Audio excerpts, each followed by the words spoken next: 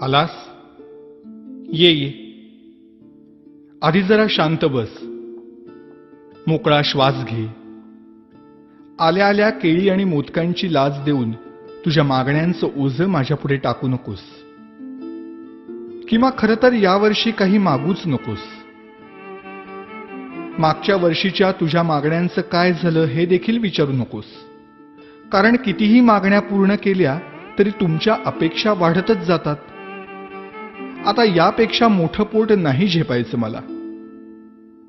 त्यापेक्षा असं कर, यावर्षी माझ्याच काही मागण्या पूर्ण कर. बघ जमतंय का? यावर्षी तरी निदान माझ्यासमोर दुसऱ्याचं वाईट चिंतू नकोस. उगीच माझ्या नावाखाली खोटी वर्गणी उचलू नकोस. रात्रभर जागू नकोस. जागलास तरी पिऊ नकोस. प्यायलास तरी निदान झिंगू नकोस. नकोय रे मला 30 तोळ्यांची माळ.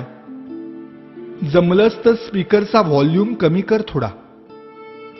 अश्लील शब्दातली तुमच्या गाण्यांची लिरिक्स ऐकवत नाहीत मला. आणि बघवतही नाही तुमच्या कॉम्प्लेक्सच्या गॅदरिंग मधला नंगा नाच.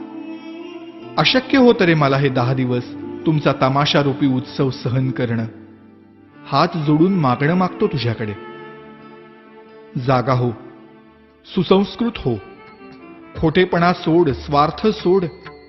कधीतरी प्रामाणिक होऊन बघ. माणुसकीची नशा चढव. परोपकाराची झिंग चढव. 100% मेहनत कर. स्वतःला ईश्वरी अंश मानणाऱ्या लोकांपासून सावध राहा.